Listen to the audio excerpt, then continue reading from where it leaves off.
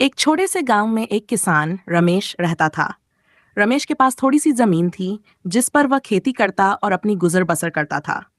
वह बहुत मेहनती और ईमानदार व्यक्ति था, लेकिन उसकी आर्थिक स्थिति ज्यादा अच्छी नहीं थी। वह जितनी भी मेहनत करता, उसकी फसल अच्छी नहीं होती और उसके परिवार को बहुत मुश्किलों का सामना करना पड़ता था। एक दिन जब रमेश अपने खेत में काम कर रहा था, तभी गांव के एक बूढ़े आदमी ने उसे देखा। बूढ़ा आदमी गांव में बहुत जानी और अनुभवी माना जाता था। वह रमेश के पास आया और उससे पूछा, तुम्हारी फसलें क्यों इतनी कमजोर होती हैं, जबकि तुम इतना मेहनत करते हो? रमेश ने निराश होकर उत्तर दिया, मैं पूरी कोशिश करता हूँ, दिन रात मेहनत करता हूँ, लेकिन फिर भी फसल अच्छी नहीं होती। मैं नहीं समझ पा रहा कि मुझसे क्या गलती हो रही है। बूढ़े आदमी ने हंसते हुए कहा, मेरे बेटे, केवल मेहनत करना ही काफी नहीं है। सही दिशा में मेहनत करना जरूरी है। अगर तुम अपने खेत की देखभाल सही तरीके से नहीं करोगे, तो फसल कैसे अच्छी होगी? तुमने कभी यह सोचा है कि क्या तुम्हारी जमीन को सही खाद और पानी मिल रहा है? क्या तुमने अपनी मिट्टी की जांच की है?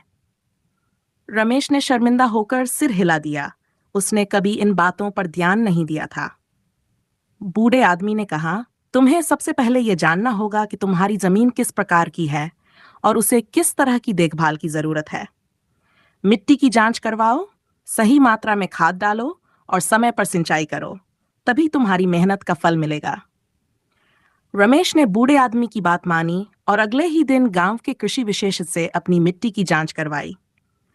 विशेषज्ञ ने बताया कि उसकी जमीन में कुछ जरूरी तत्वों की कमी थी, जो फसल के लिए आवश्यक होते हैं।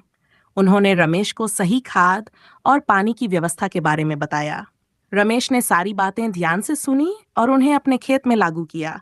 उसने सही मात्रा में खाद डाला, समय पर सिंचाई की और अपनी फसल की देखभाल की।